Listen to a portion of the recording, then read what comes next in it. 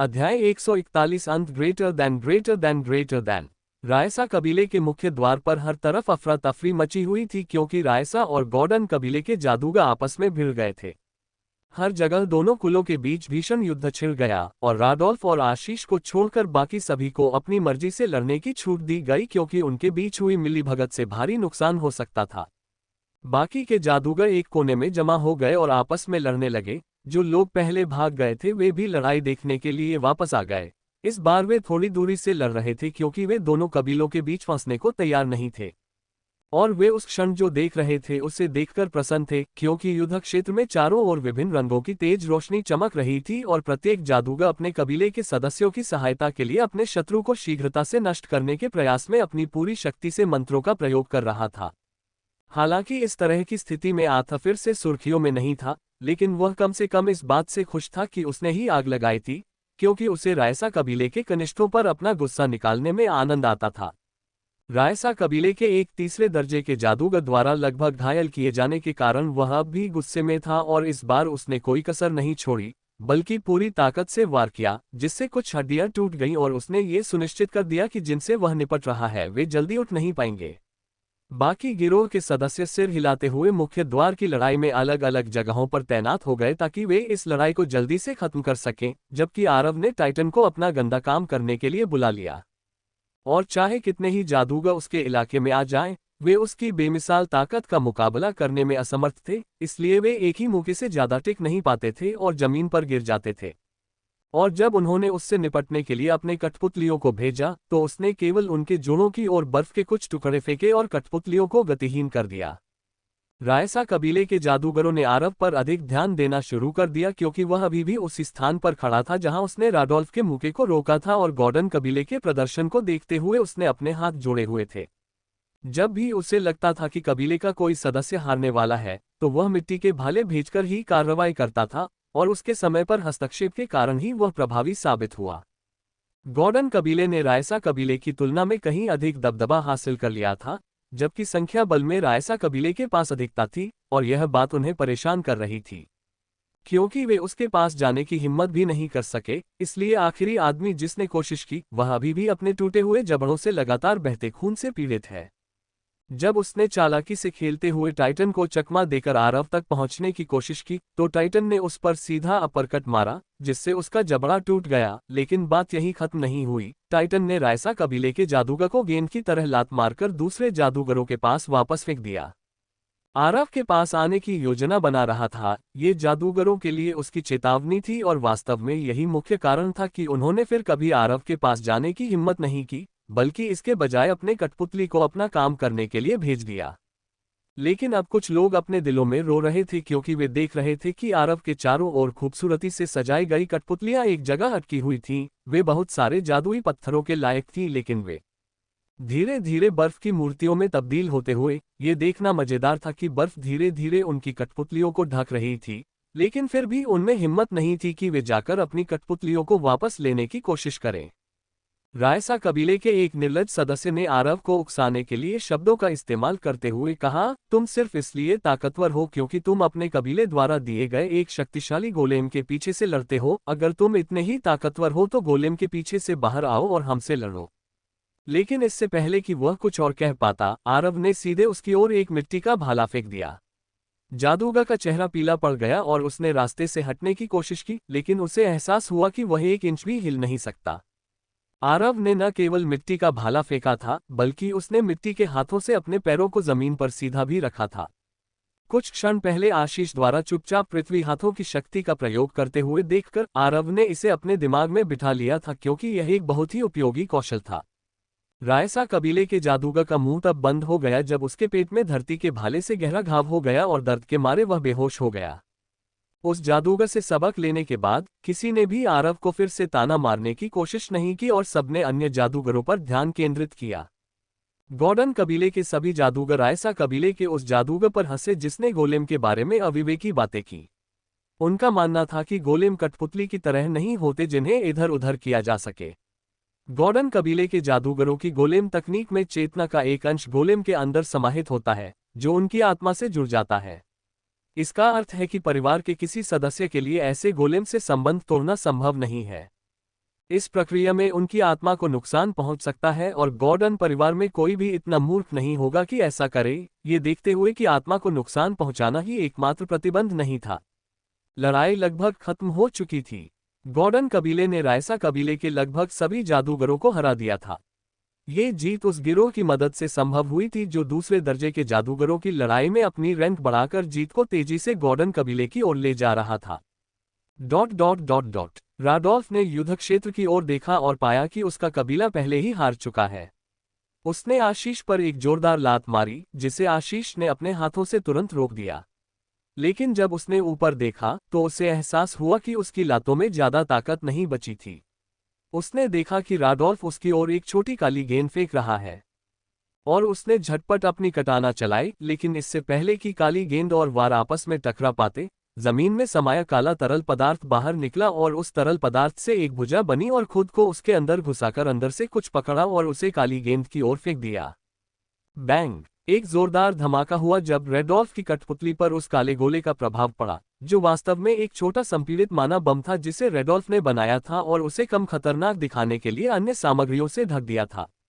काले रंग का तरल पिंड आशीष की ओर बढ़ा और आशीष के चारों ओर लिपटे कवच में तब्दील हो गया, जिससे उसे माना बम के विस्फोट से बचाव करने में मदद मिली।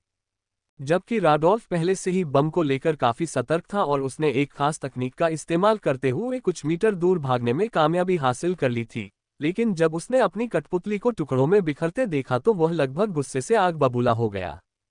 उन्हें याद है कि इतनी मजबूत कठपुतली बनाने के लिए उन्हें कितना तनाव झेलना पड़ा था, जिसमें खर्च की गई धनराशि भी शामिल थी, और उन्हें ऐसा लग रहा था जैसे वे अपने बाल नोच लें। वह लगभग एलियस की ओर वापस दौड़ पड़ा, लेकिन तभी उसे अपने कंधों पर एक हाथ का स्पर्श महसूस हुआ जिससे वह रुक गया और गुस्से में उसे रोकने की कोशिश करने वाले व्यक्ति को घूरने लगा। उसे देखकर वह डर से कांप उठा, मानो किसी ने उस पर ठंडे पानी की बाल्टी डाल दी हो। पितृसत्ता! वह बुदबुदाया। अध्याय 142 मिथुन राशि सुरक्षा कार्ड। ये सब व्यर्थ है, अंदर जाओ।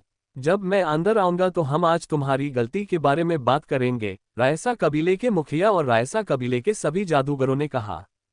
वे अंदर जाने लगे और जो अभी भी होश में थे, अब उन पर बेहोश लोगों की जिम्मेदारी आ गई क्योंकि उन्हें उनके शरीर को घसीटकर कबीले में वापस लाना था। इन सब घटनाओं के बीच गॉर्डन कबीले के सभी सदस्य आशीष के चारों ओर इकट्ठा हो गए। वे वहां से जाना चाहते थे, लेकिन कुलपिता की निगाहों ने उन्हें असहज कर दिया। इसलिए उन्होंने ये तय किया कि वे तब तक इंतजार करेंगे और सुनेंगे कि रायसा कबीले के सदस्यों के वापस अंदर चले जाने के बाद वह उनसे क्या कहना चाहता है।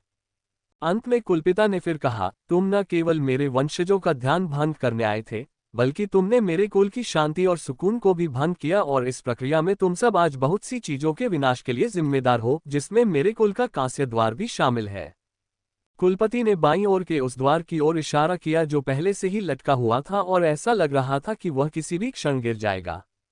तुम्हें सिर्फ गॉर्डन परिवार के बच्चों को ही दोष नहीं देना चाहिए, क्योंकि जहां तक मुझे याद है तुम्हारे वंशज भी हमारे साथ मिलकर किए गए हर नुकसान में भागीदार थे। एलियस ने इतने जोश और आत्मविश्वास से जवाब दिया कि आरव ने उसकी आधी अधूरी संतुष्ट मुस्कान को देखा। आरव को समझ नहीं आ रहा था कि आशीष हमेशा शेखी बघारने के मूड में क्यों रहता है, लेकिन उसे एक बात का यकीन था कि यह आशीष बाकी क्लैममैन की तरह मुखिया से डरा हुआ नहीं था। जब मैं बाहर आया था तो मैंने सोचा था कि मैं तुम में से कुछ को ही दंडित करूंगा, लेकिन जब मैंने तुम सबकी क्षमता और तुम्हारे द्वारा दिखाए गए अहंकार को देखा तो मुझे लगता है कि मैं अपने इरादे बदल दूंगा। मैं तुम में से कुछ को इस कदर बर्बाद कर दूंगा कि भले ही तुम महीनों बाद उबर जाओ, तुम्हारी क्षमता को नुकसान पहुंच चुका होगा और तुम्हारा अहंकार चूर चूर हो चुका होगा। रायसा कबीले के मुखिया ने अपने चेहरे पर एक क्रूर मुस्कान के साथ कहा, वह गॉर्डन कबीले से डरता तो है, लेकिन इसका मतलब यह नहीं कि वह युवा पीढ़ी से निपटने में काया है। आखिरकार उसके लिए वे बस कुछ नौजवान थे जो बड़े होकर उसके कबीले के लिए सिरदर्द बन सकते थे, क्योंकि उन्होंने काफी क्षमताएं दिखाई थीं। अपने ही कबीले की युवा पीढ़ी से लड़ते समय वह लड़ाई शुरू होने के समय से ही देख रहा था, लेकिन वह इसमें शामिल नहीं होना चाहता था क्योंकि इसमें युवा पीढ़ी शामिल थी और उसे विश्वास था कि उसका कबीला जीत जाएगा क्योंकि वे घर पर थे और संख्या में अधिक थे। इसीलिए उसने कबीले के बुजुर्गों और योद्धाओं को भी न आने के लिए कहा था ताकि बच्चे लड़ सके। आखिरकार प्रतिस्पर्धा से हमेशा बेहतर योद्धा बनते हैं। मुझे समझ आ गया कि राडोल्फ नाम के उस लड़के को ये रवैया कहाँ से मिला, ये तो पक्का उनके कबीले के मुखिया से ही आया है। ये लोग हद से ज्यादा बेशर्म हैं। सोचिए, एक जूनियर पर छुपकर हमला करने से लेकर अपनी बातों को सही ठहराने तक, ताकि हम जैसे युवाओं पर हमला कर सकें। कितना बेशर्म कबीला है। आथा ने आरव के बगल से कहा, जिससे मुखिया के चेहरे पर गुस्से की लकीरें उभर आईं और उसने ज्ञानी होने का अपना सारा दिखावा छोड़ दिया, क्योंकि वह उस लड़के को जान से मार देना चाहता था जिसने अभी अभी यह बात कही थी। स्पष्ट रूप से आथा ने अपनी गर्दन में माना शक्ति भरते हुए ऐसा कहा था। यह एक ऐसी शैली है जो उसे ग्रैंड एल्डर ने सिखाई थी, इसलिए उसकी आवाज तेज हो गई, क्योंकि वह अभी भी अचानक हुए हमले से नाराज था। उसने दूर से देख रही भीड़ को अभी अभी बताया था कि कुलपति क्या करने की योजना बना रहा है। कुलपिता ने कुछ भी कहने की जहमत नहीं उठाए और गॉर्डन परिवार की ओर हाथ बढ़ाया। तभी हवा में 6 अलग अलग प्राचीन रेखाओं वाला एक चिन्ह घूमने लगा। Less than tier 6 match spell holy judgment swords greater than. कुलपति ने एक ऐसा मंत्र पढ़ा जो आथा पहले भी पढ़ चुका था, लेकिन जब उसने इसका इस्तेमाल किया तो यह उस मंत्र से बिल्कुल अलग था जो आथा ने प्रथम श्रेणी के जादूगर की शक्ति से पढ़ा था। उनके सामने हवा में अनगिनत सुनहरी तलवारें लटकी हुई थीं, जो बेहद विशाल, लंबी थीं और ऐसा लग रहा था मानो उन्हें पूर्णता से गढ़ा गया हो। उनमें से प्रत्येक पर मंत्र खुदे हुए थे। जब गॉर्डन कबीले के जादूगरों ने इसे देखा तो उनके चेहरे उतर गए और वे ये सोचकर कांप उठे कि वे इस प्रकार की विपत्ति से कैसे बचेंगे। लेकिन जब उन्होंने अपने नेता की ओर देखा तो उन्हें एहसास हुआ कि उसके चेहरे पर डर का कोई भाव नहीं था और न ही वह कांप रहा था। रायसा कबीले के मुखिया को देखते हुए भी उसके चेहरे पर वही चंचल मुस्कान थी, यहाँ तक कि आरव भी इतने बड़े हमले के प्रति उसके शांत रवैये को देखकर हैरान था। उसने अपने स्पेस रिंग से हल्के से एक कार्ड निकाला और अपनी उंगलियों के बीच कार्ड से खेलने लगा। फिर उसने अपनी माना शक्ति उसमें प्रवाहित की और कार्ड को आकाश में लटकी तलवारों की ओर फेंक दिया। Opening square bracket, closing square bracket. जैसे ही आशीष ने कार्ड ऊपर फेंका, उसका गोलेम, जो काले तरल के गोले के रूप में बना रहा, फैल गया और गॉर्डन परिवार के हर सदस्य को ढक लिया, फिर भूमिगत होकर भाग गया। कार्ड तेज रोशनी से जगमगा उठा और 2 जोकर प्रकट हुए। पहला जोकर पूरी तरह सफेद रंग के कपड़ों में था, जिसमें थोड़ा काला रंग भी मिला हुआ था, यहाँ तक कि उसकी जोकर की नाक भी काली थी। दूसरा जोकर पूरी तरह काले रंग के कपड़ों में था, जिसमें थोड़ा सफेद रंग मिला हुआ था। सफेद जोकर चंचल भाव से हंस रहा था, जबकि काला जोकर ठंडी हंसी हंस रहा था। वे धातु की तलवारों की ओर दौड़े और हर बार जब वे किसी सुनहरी तलवार से गुजरे तो वह सीधे शुद्ध सुनहरे तत्व की ऊर्जा में परिवर्तित हो गई, जिसे बदले में दोनों विदूषकों ने अवशोषित कर लिया और धातु तत्व से सारी धातु तत्व ऊर्जा को अवशोषित करने के बाद सफेद विदूषक ने तेज धातु से ढकी एक लंबी नाइट तलवार बनाई, जो महान प्रतीकों से चमक रही थी, जो रायसा कबीले के मुखिया द्वारा बनाई गई पवित्र न्याय तलवारों में मौजूद प्रतीकों से भी श्रेष्ठ थे। काले जोकर ने 2 सुनहरे खंजर बनाए और उन पर बड़े बड़े अक्षर खुदे हुए थे। दोनों जोकर अपनी अपनी तरह से हंस रहे थे। जैसे ही उन्होंने अपना निशाना बदला और रायसा कबीले के मुखिया की ओर दौड़े, रायसा कबीले के मुखिया को उसी क्षण पता चल गया कि उनके साथ चाल चली गई है। खानों में, जहां उनका गॉर्डन कबीले से टकराव होता था, वो व्यक्ति जिससे वह हमेशा लड़ता था, एक छठे स्तर का जादूगर था जो अपने उच्च स्तरीय छठे स्तर के जादूगर क्षेत्र को बनाए रखने के लिए लावा तत्वों और लावा गोलेम का उपयोग करता था। लेकिन जो सुरक्षा कवच कार्ड अभी फेंका गया था, वह टियर 7 का था, और इसका मतलब है कि गॉर्डन कबीले के पास टियर 7 का जादूगर था, क्योंकि सुरक्षा कार्ड कोई ऐसी चीज नहीं थी जिसे खरीदा जा सके, ये कुछ और था। केवल उच्च कोटि के जादूगर ही जादू कर सकते थे और यह शक्ति उनके सबसे शक्तिशाली शिष्यों की सुरक्षा के लिए दी जाती थी। गॉर्डन कबीले के एक शिष्य के पास ये शक्ति होने का अर्थ था कि उनके पास एक 7वें स्तर का जादूगर था, और वह भी काफी शक्तिशाली, क्योंकि इस जादू ने उसके शिष्य को उसकी अनुपस्थिति में भी इतनी आसानी से नष्ट कर दिया था। और अब उसे जादू की बची हुई शक्ति का सामना करना था। अगर ऐसा नहीं हुआ तो गॉर्डन परिवार की युवा पीढ़ी जाने से पहले केवल कबीले के द्वार को ही नष्ट नहीं करने वाली थी। उसने उनका पीछा करने की जहमत भी नहीं उठाई, क्योंकि उसके पास सोचने के लिए और भी बहुत सी परेशानियां थीं। अध्याय 143। क्या उसका कोई छात्र है? रायसा कबीले का द्वार पूरी तरह से नष्ट हो गया था। रायसा कबीले के मुखिया ने हार मानकर आह भरी। गेट्स और उनकी वो रचनाएं जिन पर उन्हें इतना गर्व था, पहले से ही क्षतिग्रस्त अवस्था में थीं और कुलपिता के शरीर पर कई घाव थे। लेकिन बात यही खत्म नहीं हुई। रायसा कबीले के कई बुजुर्ग और कठपुतलियां जमीन पर इधर उधर बिखरे पड़े थे और उनमें से ज्यादातर अपनी सांसें थामने की पूरी कोशिश कर रहे थे। उन्होंने उस विपत्ति के लिए अपने भाग्य को धन्यवाद दिया जिससे वे बल बच गए। जब रायसा कबीले के मुखिया ने अभी अभी हुई घटना को याद किया तो वे बेहद भयभीत थे क्योंकि आशीष का सुरक्षा मंत्र सक्रिय हो गया था। उन्हें गॉर्डन के बच्चों के भागने की चिंता करने के बजाय मंत्र को रोकने पर ही सारा ध्यान केंद्रित करना पड़ा, क्योंकि इस स्तर के मंत्र का विनाशकारी प्रभाव हमेशा ही बहुत अधिक होता है। इसलिए उसने आध्यात्मिक संचार के माध्यम से सभी बुजुर्गों का आह्वान किया, इस उम्मीद में कि उनकी संयुक्त शक्ति से वे कम से कम उस जादू को विफल कर सकेंगे। आखिरकार इसे स्वयं एक 7वें स्तर के जादूगर ने सक्रिय नहीं किया था। भले ही यह 7वें स्तर का जादू था, उसे लगा कि चूंकि इसे 3रे स्तर के जादूगर ने सक्रिय किया था, इसलिए इसकी शक्ति सीमित होनी चाहिए। लेकिन वह तब हैरान रह गया जब उसकी और उसके कबीले के बुजुर्गों की संयुक्त शक्तियों के बावजूद भी जैमिनी जोकरों को कबीले के द्वार को नुकसान पहुंचाने से नहीं रोका जा सका। पहले तो उन्होंने जोकर पर हमला किया, लेकिन वे हमले उसी में समाहित हो गए। जोकर को लगा कि वे केवल धातु तत्वों को ही अवशोषित कर सकते हैं, क्योंकि रायसा कबीले के अधिकांश सदस्य धातु तत्ववादी हैं। इससे पहले कि एक बुजुर्ग व्यक्ति, जिसके पास दोहरी तत्व संबंधी आत्मीयता थी, ने अग्नि आक्रमण भेजा, वह ये देखकर आश्चर्यचकित रह गया कि वह भी अवशोषित हो गया और मिथुन राशि के विदूषक को अपने हथियारों पर अग्नि तत्व के आक्रमणों का उपयोग करने की शक्ति प्राप्त हो गई।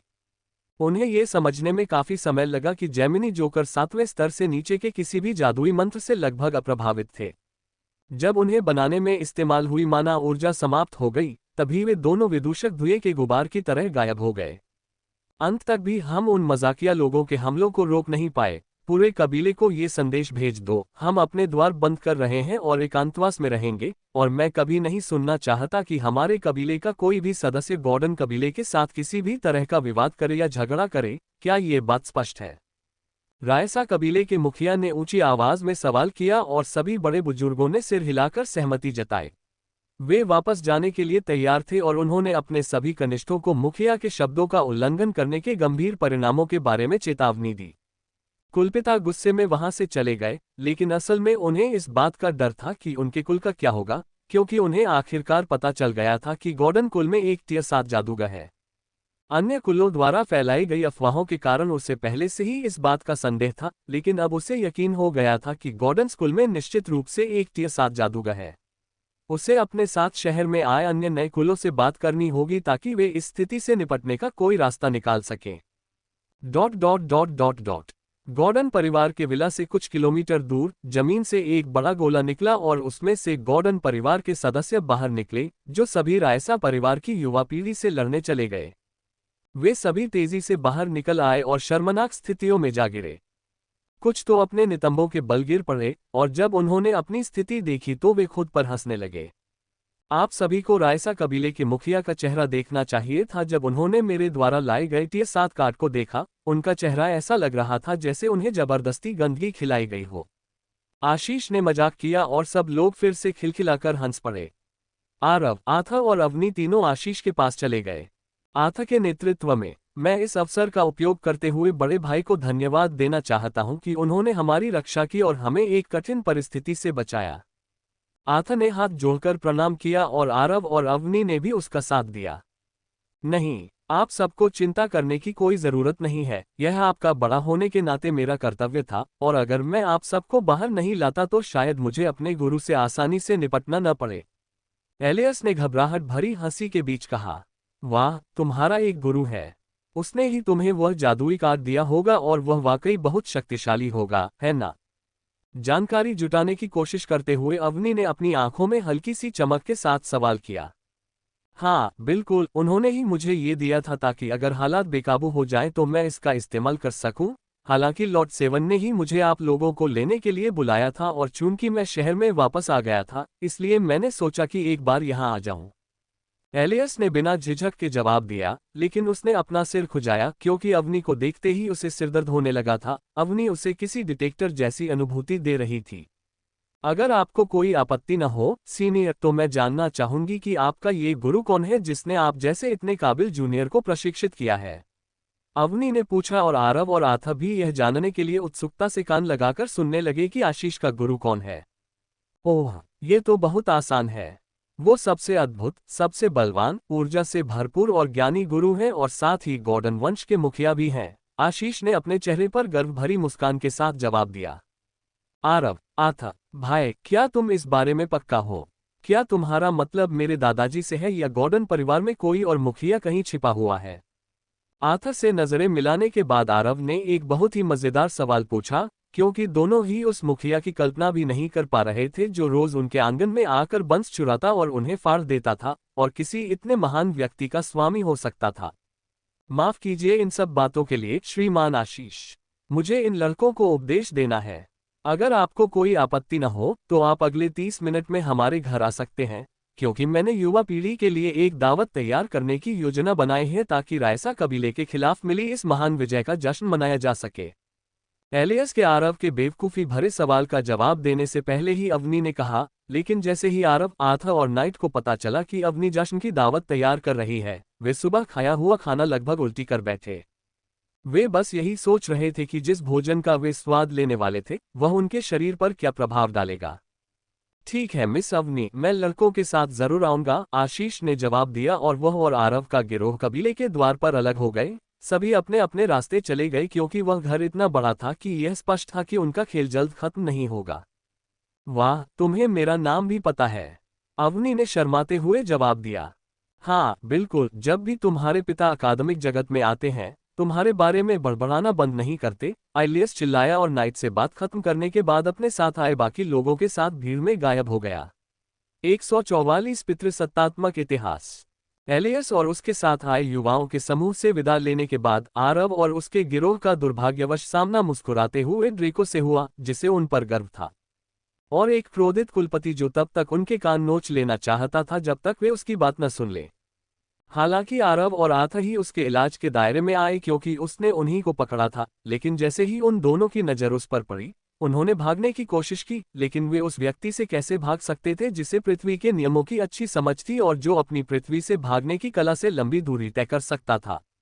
वे जिस तरह से दौड़ रहे थे वह हास्यास्पद लग रहा था, लेकिन उनके पैरों के नीचे की जमीन उन्हें बार बार वापस मुखिया के पास खींच ला रही थी।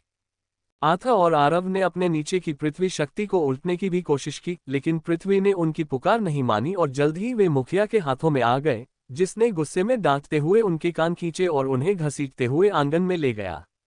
अवनी और नाइट केवल दया भरी निगाहों से उन दोनों लड़कों को देखते रहे जो पैट्रियार्क के क्रोध से बचने के लिए चुपचाप उनके पीछे पीछे चल रहे थे। कुलपति के जाने के बाद लॉर्ड सेवंथ, जो ड्रेको भी हैं, ने आरव और आर्थर को कबीले में थोड़ी हलचल वापस लाने और कुछ नयापन लाने के लिए धन्यवाद दिया। इसलिए आरव ने इस अवसर का फायदा उठाते हुए ड्रेको से आशीष के बारे में पूछा कि उसने उसे कबीले में कभी क्यों नहीं देखा। ड्रेको को बताया गया कि आशीष पास ही की एक जादूगर अकादमी में पढ़ रहा था और केवल कुछ दिनों की छुट्टियों के लिए घर आया था।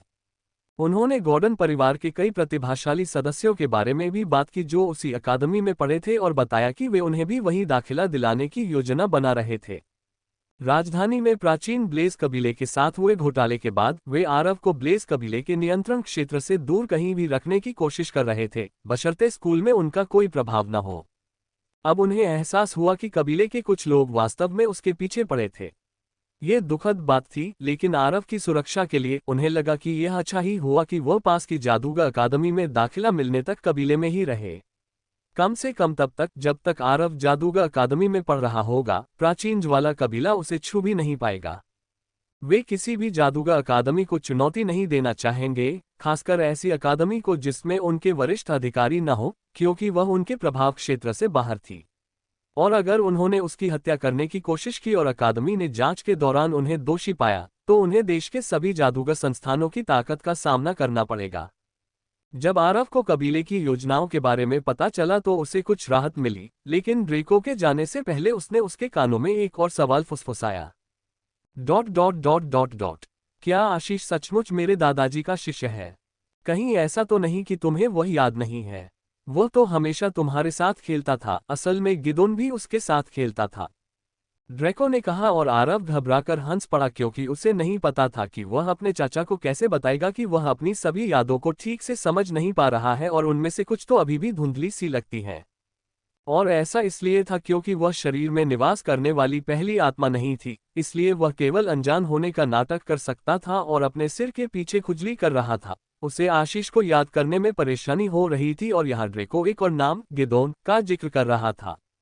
मुझे अपने बचपन में घटी सारी बातें ठीक से याद नहीं हैं।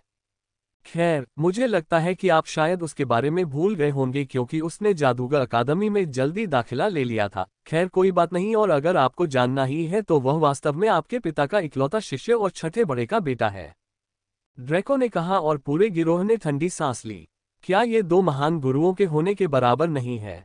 आर्थर ने ये सवाल इसलिए पूछा क्योंकि वह कल्पना भी नहीं कर सकता था कि एलियस को कितनी सारी सुविधाएं प्राप्त होंगी, खासकर गॉर्डन कबीले के दो प्रमुख प्रभावशाली लोगों से उसके गहरे संबंध को देखते हुए, जो कबीले के महत्वपूर्ण निर्णय लेने के लिए जिम्मेदार थे। वैसे तकनीकी रूप से हाँ, क्योंकि उसकी गोलेम तकनीकें उसके पिता छठे एल्डर से आई थीं, जबकि उसकी युद्ध तकनीकें पैट्रियार्क से आई थीं, ड्रेको ने समझाया। ओह, इसीलिए तो उसके गोलेम के पास उन सभी से अलग और अनोखे कौशल थे जो मैंने पहले कभी नहीं देखे थे, आर्थर ने कहा। मुझे समझ नहीं आ रहा कि कुलपिता उसे क्या सिखा सकते हैं। आखिर उन्होंने तो पृथ्वी तत्वों का ज्यादा इस्तेमाल भी नहीं किया, बल्कि लड़ाई के लिए अपनी कटाना तलवार पर ही निर्भर रहे। आर्थर की बातों के साथ आरव ने शिकायत की। अच्छा, तो मुझे लगता है कि आप अपने दादाजी को ठीक से नहीं जानते। आपको क्या लगता है कि वे मुखिया का पद कैसे संभाले हुए हैं, जबकि ऐसी अफवाहें हैं कि वे सभी प्रमुख नेताओं में सबसे कमजोर हैं, भले ही वे 7वें स्तर के नेता हों और हमारे अधिकांश बुजुर्ग छठे स्तर के हों? ड्रैको ने ये सवाल पूछा और इस सवाल ने आरव को सचमुच हैरान कर दिया। खैर, मुझे लगता है कि ऐसा इसलिए है क्योंकि गॉर्डन परिवार सत्ता का भूखा नहीं है, बल्कि वे अपने कर्तव्यों से इतनी नफरत करते हैं कि उन्होंने उन्हें त्याग दिया है। इसलिए कभी कभी मुझे आश्चर्य होता है कि क्या हमारे पास वास्तव में कोई बुजुर्ग है। ड्रैको, आरव, अपने शब्दों पर ध्यान दो, वे बहुत चोट पहुंचाते हैं। ड्रैको खांसा, क्योंकि उसे खुद भी आरव के शब्दों पर अपराध बोध हो रहा था, क्योंकि उसे याद भी नहीं था कि उसने आखिरी बार एक बड़े के रूप में अपने कर्तव्यों का पालन कब किया था। अगर आज की घटना, जिसमें युवा पीढ़ी अराजकता फैला रही थी, न होती तो वह यहाँ आता ही नहीं। सभी बड़ों को संदेश भेजा गया था, लेकिन केवल वही उपस्थित हुआ क्योंकि इस मामले को स्वयं कुलपति को संभालने के लिए सौंप दिया गया था। खैर, अगर आपको जानना ही है तो आपके दादाजी ने अपने भीतर की गॉर्डन वंश की शक्ति को जागृत कर लिया है, इसलिए वे कबीले का नेतृत्व करने में सक्षम हैं और उनकी वंश शक्ति सबसे विशेष शक्तियों में से एक है, और चूंकि वे अपने पिता के पहले पुत्र थे, इसलिए उन्हें स्वतः ही चुना गया था। आपके दादाजी का जन्म मिथुन नक्षत्र काल में हुआ था और उन्होंने उच्च स्तरीय जादूगर बनने से पहले ही महान गॉर्डन की मिथुन वंश को जागृत कर लिया था। हालांकि उन्होंने हमें यह नहीं बताया कि उन्होंने किस स्तर पर इसे जागृत किया था, लेकिन बुजुर्गों द्वारा इसे छिपाए रखने का मतलब यही है कि अगर इसका खुलासा हुआ तो बहुत सारी परेशानियां खड़ी हो जाएंगी। मुझे पता है आप सबने सुना होगा कि जब मैं छोटा था तो मैंने कई कुलों के साथ बहुत सारी परेशानियां खड़ी की, हालांकि मैं एक मध्यम स्तर के कबीले का सदस्य था।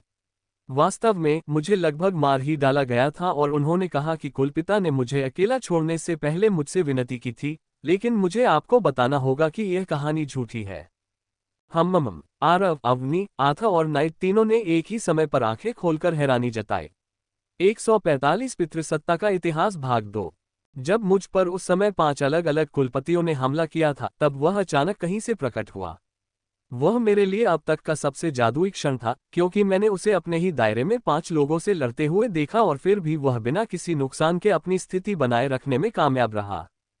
उस समय वह छठे स्तर का जादूगर था और वह केवल अपने जंगली कटाना कौशल और अपनी जैमिनी तकनीकों का उपयोग करता था, और मैंने उसके हमलों के बारे में कुछ देखा। ये हमेशा ठंडे घातक इरादे से बदलता रहता था। वह चंचल स्वभाव के साथ प्रहार करता है, जिससे उसके सामने वाले प्रतिद्वंद्वी के लिए उसकी आक्रमण लय को समझना मुश्किल हो जाता है, क्योंकि वह किसी भी क्षण अपनी लय बदल सकता है।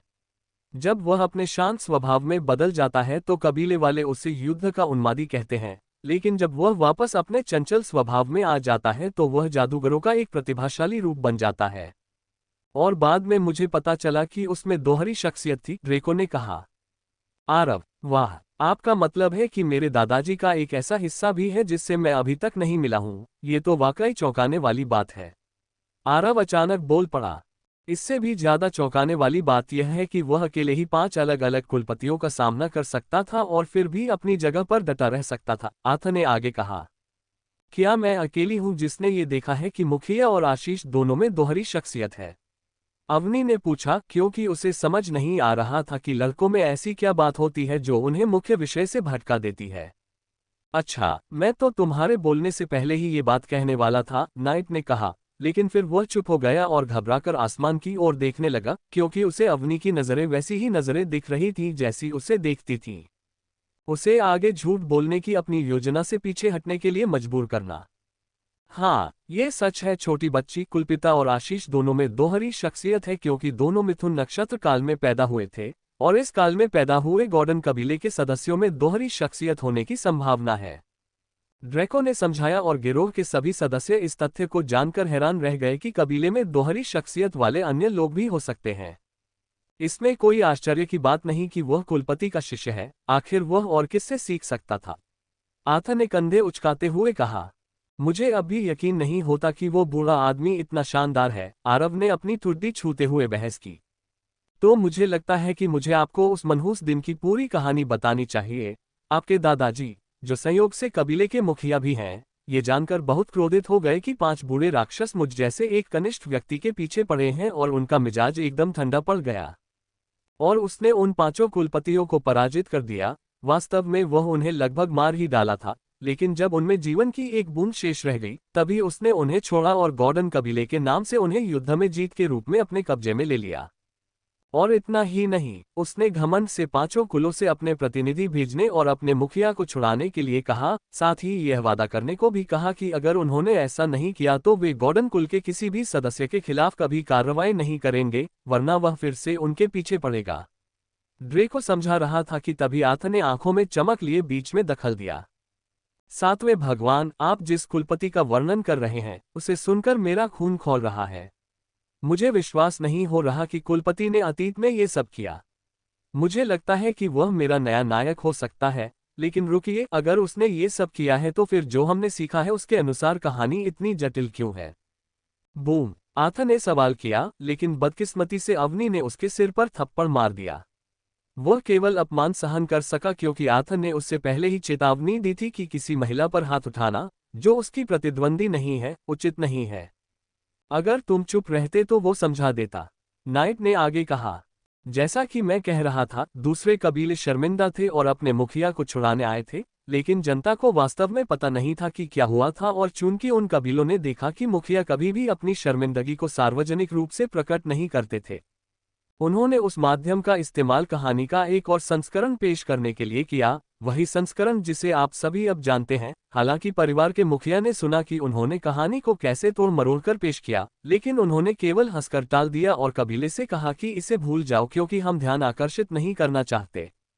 और इसी तरह 5 कबीले और भी साहसी हो गए और उन्होंने खबर को और भी फैला दिया। उन्हें कभी उम्मीद नहीं थी कि यह इतना बड़ा रूप ले लेगा और उनके मन में हमेशा डर बना रहता था, लेकिन कुलपिता को उन हारे हुए लोगों की परवाह नहीं थी जो अब भी अपनी अच्छी छवि बनाए रखना चाहते थे। और यही कारण है कि कुछ कबीले गॉर्डन कबीले से दबे छिपे डरते हैं, क्योंकि उन्होंने कुलपति की वास्तविक शक्ति देखी है और सोचते हैं कि हमारा कबीला मध्य स्तर के कबीले की रैंकिंग से ऊपर उठ चुका है और हमें बहुत पहले ही इस शहर से निकल जाना चाहिए था। लेकिन अन्य कुलों ने उनके इन सभी दावों और मान्यताओं को महज अफवाहें बताकर खारिज कर दिया, क्योंकि उन्हें यह मानना असंभव लगा कि हमारा कुल उच्च कोटि का है। आखिरकार वे किसी अन्य कुल से हीन होने को स्वीकार करने को तैयार नहीं थे। उच्च स्तरीय कबीले बनने में आने वाली कठिनाइयों के कारण वे इन अफवाहों को भूल गए और मुखिया के चंचल स्वभाव को मजाक समझने लगे, जिसके चलते कबीले को कभी भी सामान्य रेटिंग से अधिक नहीं मिली, जबकि मुखिया यही चाहता है। कुछ ही कुलों को छोड़कर जो हमसे सावधान रहते हैं, जिनमें हमारे पूर्वज के 5 कुल भी शामिल हैं, जो हमें नाराज न करने की पूरी कोशिश करते हैं, कोई भी वास्तव में नहीं जानता कि हमारे मुखिया कितने भयानक हैं। ड्रेको ने अपने चेहरे पर उग्र जोश के साथ कहा। वाह, मुझे लगता है मेरा दिमाग चकरा गया है। मुझे पता चला कि मेरे दादाजी कितने डरावने हैं, जबकि मैं उन्हें एक सामान्य बूढ़ा आदमी समझता था। जब वे वापस आएंगे तो मुझे उन्हें धोखा देना होगा। खांसी, मुझे मुआवजे के तौर पर उनकी कीमती शराब में से कुछ लेनी होगी, आरव ने कहा और आथा खुशी से मुस्कुराया और आरव को गले लगा लिया। वह पहले से ही उन शराबों के सपने देख रहा था जिन्हें वे जबरदस्ती हासिल करने वाले थे। अच्छा, तो मैं चलता हूँ, बाद में मिलते हैं, 7वें बुजुर्ग ने मंत्र पढ़ते हुए कहा और जमीन फट गई और वह उसमें प्रवेश कर गया। उसके इस छोटे से काम ने आरव को आश्चर्यचकित कर दिया, क्योंकि वह जानता था कि यह पृथ्वी यात्रा का मूल रूप है और पूरे गॉर्डन परिवार में केवल मुखिया ही इसे पूरी तरह से कर सकता था, क्योंकि यह उसकी स्वयं की खोजी हुई कला थी, जो उसने अन्य तत्वों के मंत्रों को देखकर सीखी थी। मुझे लगता है कि बूढ़ा आदमी वास्तव में ड्रेको को वह कौशल सिखा रहा है, क्योंकि उसने हमें अपने प्रिय पृथ्वी से भागने का कौशल सीखने का मौका ठुकरा दिया था। यहाँ तक कि आशीष के गोलेम के पास भी ऐसा ही कौशल है, आर्थर ने शिकायत की और आरव केवल उदास मुस्कान ही दे सका। आप क्या उम्मीद करते हैं?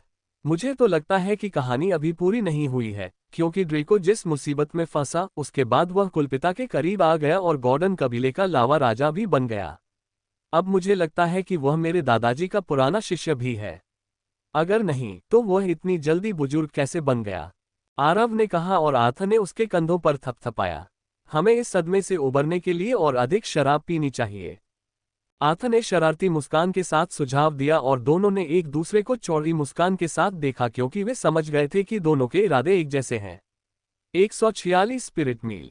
आखिरकार अवनी ने अपनी कुछ सहेलियों को बुलाया और उन्होंने कम से कम समय में दावत का खाना तैयार कर लिया और सभी लड़कों को आमंत्रित किया।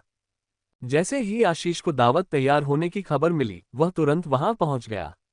यह देखना मजेदार था कि कैसे वे सभी बेसब्री से भोजन का इंतजार कर रहे थे, क्योंकि आरव के रसोई घर से आती सुगंधित खुशबू बाहर फैल रही थी।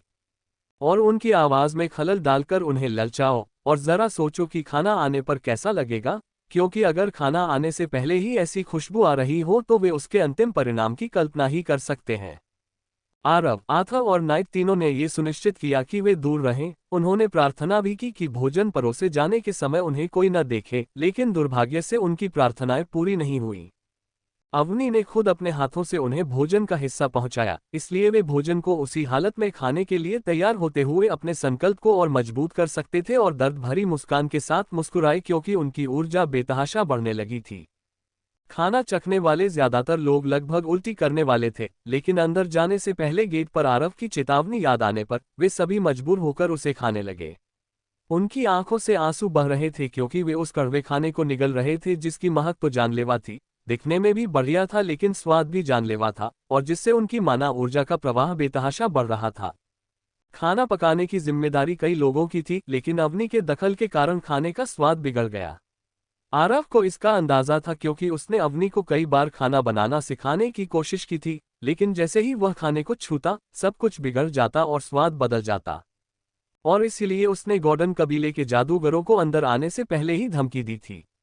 उसने उनसे कसम खाने को कहा था कि वे कभी भी भोजन को उल्टी नहीं करेंगे या उसे अधूरा नहीं छोड़ेंगे, अन्यथा उसे अपने दादा को शामिल करना पड़ेगा। वे तुरंत मान गए, क्योंकि उन्हें उन शब्दों के पीछे छिपे अर्थ का एहसास नहीं था।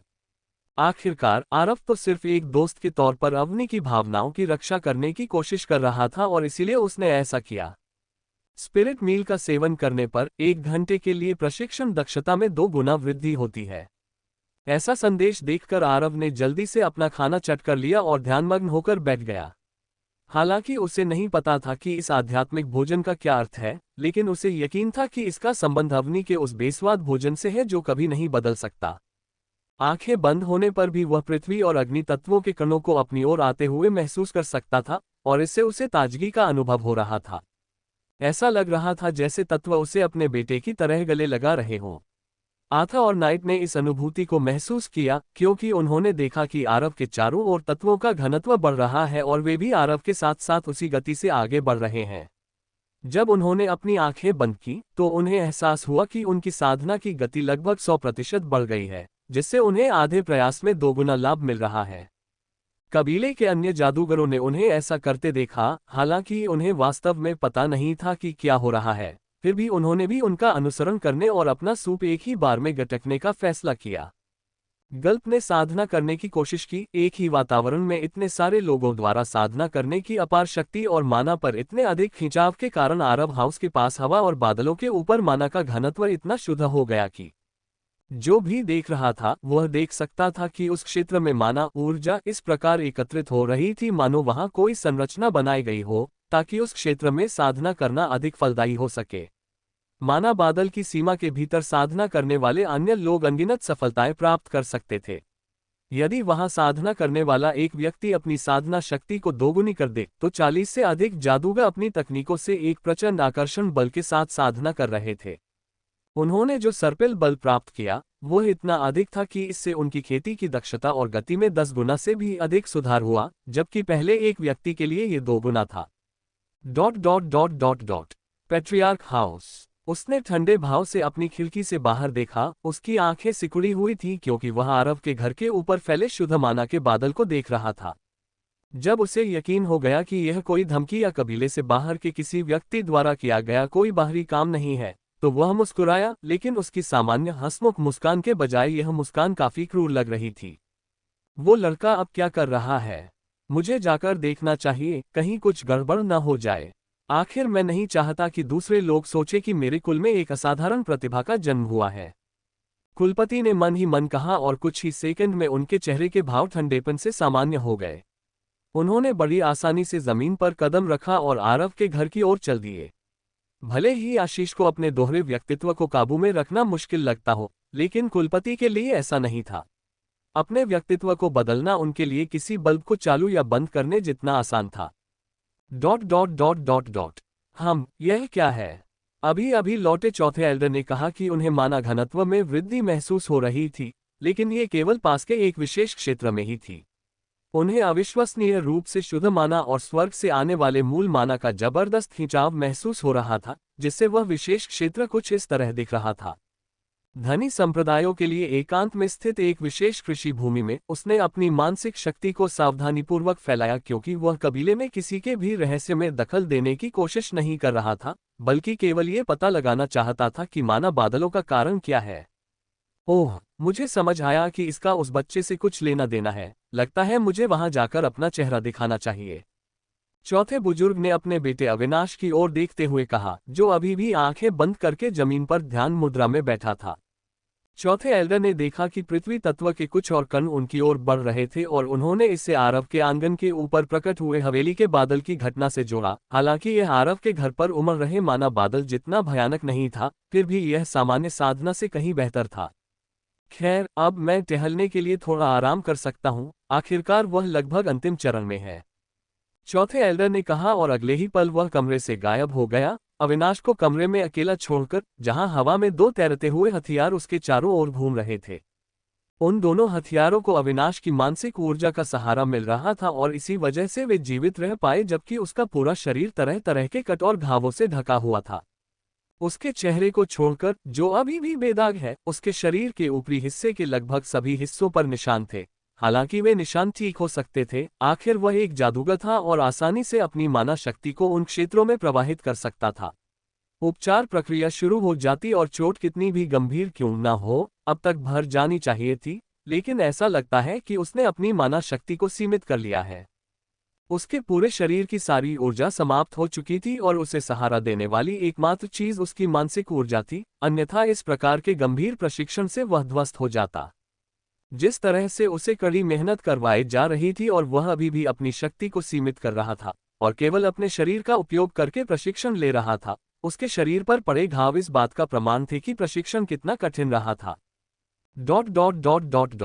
गॉर्डन कबीले के अधिकांश सदस्य अब आरव के आंगन के बाहर साधना कर रहे थे। हालांकि घर के अंदर साधना करने जितना फायदा तो नहीं था, लेकिन फिर भी हमारी ओर से साधना करने से उनकी साधना की गति में वृद्धि हुई। उनके घर से जितनी दूरी पर वे थे, उसके आधार पर ऊपर की ओर जाने के प्रयास की मात्रा दोगुनी हो गई और इससे लगभग लड़ाई छिड़ गई, जब तक कि गॉर्डन कबीले के उच्च पदस्थ नेताओं की उपस्थिति के कारण उन्हें अलग नहीं कर दिया गया। 147 स्पिरिट शेफ। कबीले के लगभग सभी वरिष्ठ बुजुर्ग आरव के घर के आसपास जमा थे। वे हवा में तैर रहे थे और इमारत के पास एकत्रित हुए माना बादल को देख रहे थे। हालांकि माना क्लाउड निम्न स्तर के जादूगरों के लिए बहुत मददगार साबित होता है, लेकिन गॉर्डन कबीले के प्रमुख लोगों को इसमें जरा भी दिलचस्पी नहीं थी। ये सब घटनाक्रम अवनी द्वारा बनाए गए गलत स्पिरिट मील के कारण हुआ था, यहाँ तक कि उसकी साधना भी निम्न स्तरीय जादूगरनी के स्तर तक ही सीमित थी। जबकि सांसारिक माना पर इतनी बड़ी सर्पिल शक्ति का प्रयोग करने के लिए एकजुट होने वाले जादूगर टियर 1 से टियर 3 जादूगर क्षेत्र के बीच के जादूगर थे, और वे जिस माना क्लाउड को आकर्षित करने में सक्षम थे, वह केवल निम्न स्तर के जादूगरों के लिए ही उपयोगी था और चौथे स्तर के जादूगरों को इससे कोई खास प्रगति नहीं मिल पाए। गॉर्डन कबीले के बुजुर्गों की साधना में सहायता करने की तो बात ही छोड़ दीजिए। अगर वे उस छोटे से माना क्लाउड को जबरदस्ती अपने शरीर में समाहित करने की कोशिश भी करते हैं, तो उन्हें केवल थोड़ा सा ही सुधार होगा और उनका शरीर विषाक्त पदार्थों से भर जाएगा, जो उनकी भविष्य की प्रगति में बाधा डालेगा। जब तक वे अपने शरीर से अशुद्धियों को दूर नहीं कर लेते, तब तक वे कोई प्रगति नहीं कर पाएंगे, और अकेले इसमें ही उन्हें काफी समय लगेगा, जिससे उनके और उनके प्रतिद्वंद्वियों के बीच अंतर पैदा हो जाएगा। इसलिए शक्ति में थोड़े समय की वृद्धि के लिए इस प्रकार का शॉर्टकट वास्तव में उचित या लाभदायक नहीं था, सिवाय इसके कि वे किसी विकट परिस्थिति में हों। मुझे नहीं लगता कि इसमें कुछ भी हानिकारक है। चलिए अभी देखते हैं कि यह सब कैसे आगे बढ़ता है। कुलपिता ने गॉर्डन वंश की युवा पीढ़ी को माना बादल के नीचे साधना करते हुए देखकर कहा कि यह स्पष्ट है कि वे अंत में बहुत प्रगति करेंगे, क्योंकि यह उनके लिए किसी और से अधिक लाभदायक था। हम अंधे तो नहीं हैं, है ना? हम भी वही सब देख सकते हैं जो तुम देख रहे हो, और हमारे सामने अक्ल दिखाने की कोशिश करना बंद करो। बड़े भाई ने गुस्से से कहा, और वहां मौजूद सभी बड़े भाई अपने दोनों बड़े भाइयों के बीच की नोकझोंक पर हंसे बिना नहीं रह सके। ... पूरे 30 मिनट बाद आरव ने अपनी आंखें खोली, क्योंकि माना बादल से उसका संपर्क टूट चुका था और उसने शुद्ध माना को खींचने वाली उमड़ती हुई माना तरंगों से जुड़ने की कितनी भी कोशिश की, वह ऐसा करने में असमर्थ रहा। लगता है मेरे 30 मिनट आखिरकार खत्म हो गए और मैं अब और समय पाने के लिए छल नहीं कर सकता। हालांकि अवनी के इस भोजन ने खराब स्वाद के बावजूद कई आश्चर्यजनक बातें बताईं। आरव ने मन ही मन कहा, और कुछ सेकंड बाद आथा और नाइट भी अपनी समाधि से जाग उठे। जैसे ही उन्होंने अपनी आंखें खोली, माना का बादल थोड़ा कम होता हुआ प्रतीत हुआ। हालांकि यह ध्यान देने योग्य नहीं था, लेकिन कम हुआ बादल कुलपतियों और बुजुर्गों की नजरों से नहीं बच पाया, क्योंकि वे माना बादल को देख और उसका अवलोकन कर रहे थे। उन्होंने इन परिस्थितियों को इस तथ्य से भी जोड़ा कि 3 लोग अपनी साधना की समाधि से जाग चुके हैं, जिसका अर्थ है कि जितने अधिक लोग जागेंगे, बादल के पूरी तरह से गायब होने की संभावना उतनी ही अधिक होगी। ऐसा लगता है कि 30 मिनट का समय केवल मुझे ही नहीं बल्कि उस विशेष साधना की भावना रखने वाले हर व्यक्ति को दिया गया था। भोजन के लिए केवल 30 मिनट ही निर्धारित होते हैं, आरव ने अनुमान लगाया। कुछ ही समय बाद सभी लोग अपनी साधना की अवस्था से जागने लगे, और कुछ लोग पहले से ही जश्न मना रहे थे, क्योंकि वे अपने माना पूल में वृद्धि महसूस कर सकते थे, जबकि कुछ लोगों ने अपने पुराने दायरे में लंबे समय तक फंसे रहने के बाद एक छोटी सी रैंक हासिल कर ली थी। चाहे कुछ भी हो, सभी के चेहरे पर मुस्कान थी, क्योंकि सभी ने अपने अनुभव साझा किए। आशीष अचंभित अवनी की ओर बढ़ी, जो अभी भी उन सभी घटनाओं से सदमे में थी, जिनमें वे लड़कियां भी शामिल थीं जिन्होंने उसके साथ खाना बनाया था।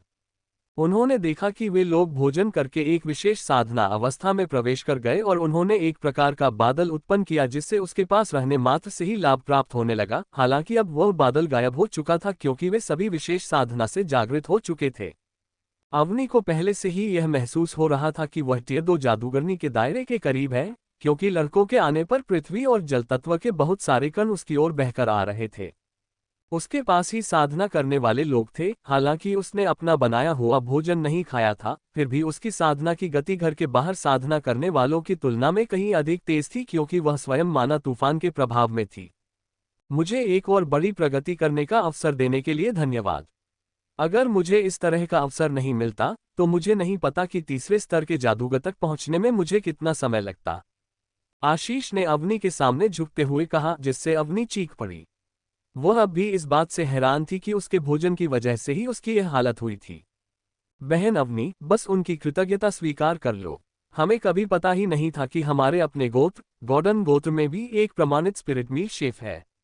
अकादमी के वे सभी शेफ जो अभी प्रशिक्षु स्पिरिट मील शेफ हैं, वे सब अपने चेहरे पर ऐसे घमंडी भाव दिखाते हैं जैसे वे भगवान हो जिनकी पूजा की जानी चाहिए, लेकिन उनके भोजन का भी ऐसा कोई प्रभाव नहीं होता।